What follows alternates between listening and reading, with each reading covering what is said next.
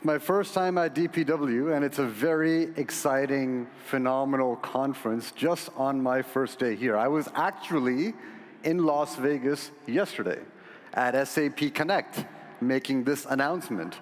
And we realized, well, there's a remarkable event happening in Amsterdam, so we'll go to Amsterdam and announce it all over again in a brand new and fresh way.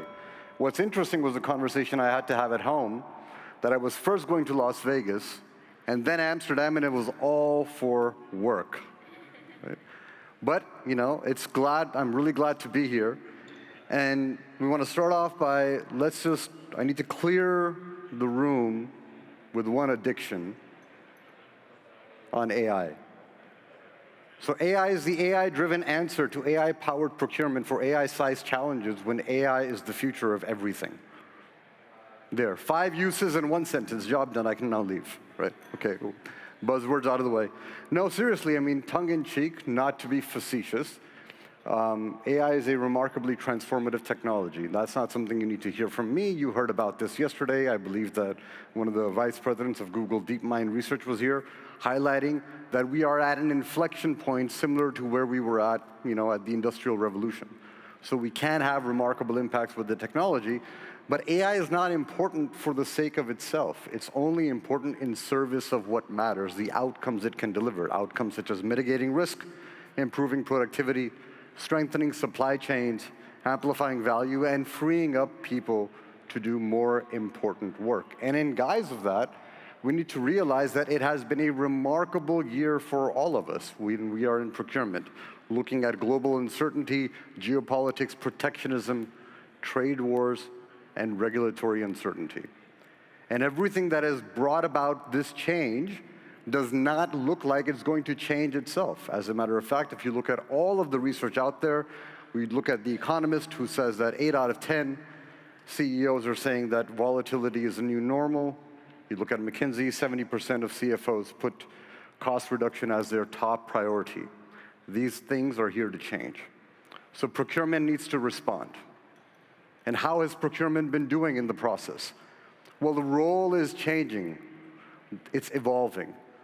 The role of procurement is going from back office purchasing to value catalysts, and then more importantly now, to a driver of business resilience. And we have to change with it. The technology and the tools that procurement is using have to be changing along with the function of procurement when it comes to skills management, talent management, and making the overall impact that CPOs expect to be made and CEOs are expecting their CPOs to make. The good news is that procurement has responded remarkably well, and we are living in an era of peak procurement.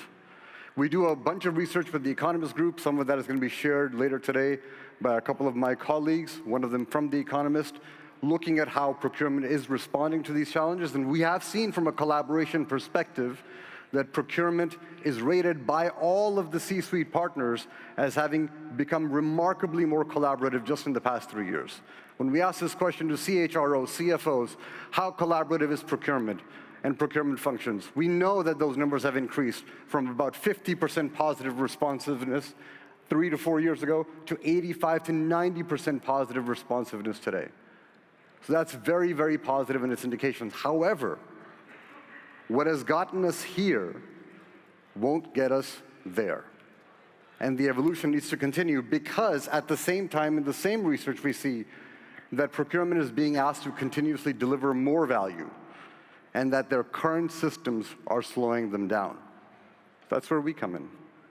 We have to respond with you.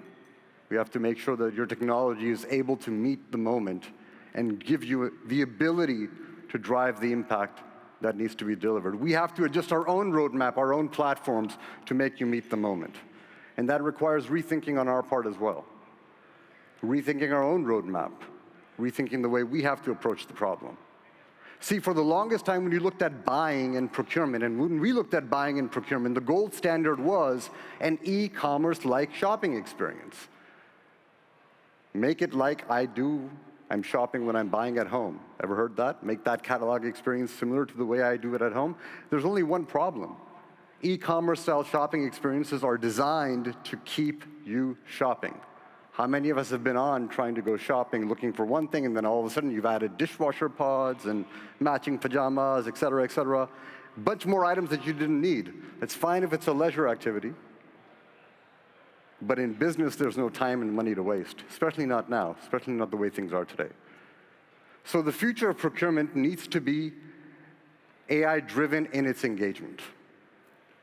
Now, that's nice, that's fancy, nice buzzword. What does that actually mean? What do we think it means? It means something more like a Waymo experience than a consumer-like buying experience. So there's few principles here that we're defining in terms of the way we're going to tackle this problem. AI capability is seamlessly embedded into the application. It's not sprinkled on the side here and there, where you have to click a button to invoke it. The application in and of itself has AI capabilities embedded. And any of the agents we build and use are going to be cross-application. So if you're in sourcing, it knows what's happening in contracts. If you're in contracts, it knows what's happening in buying. If you're in buying, it knows what's happening in invoicing and vice versa.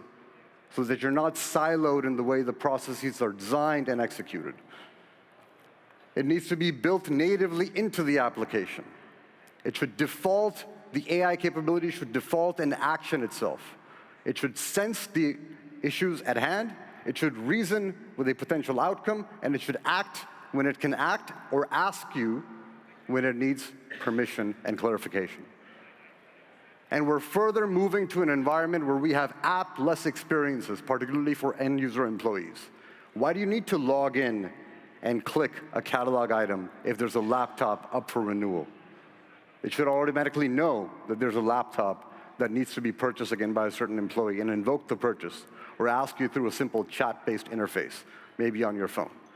And furthermore, as it develops, the idea of custom application development itself will be something that AI can create within the application suite to solve problems. This is how we define AI-driven engagement. But to do this, we need to rethink our own ways. And that's why I'm announcing here, like I announced at SAP Spend Connect yesterday, next-gen SAP Ariba. And through this means, through this capability, we will automate the power of procurement. So what does this experience look like? Apart from just the AI capability, we will orchestrate the entire suite process entirely. So whether you're using another SAP application such as Fieldglass that impacts procurement, or Talia that impacts procurement, your end-user interface and the way you interact with the application will be consistent.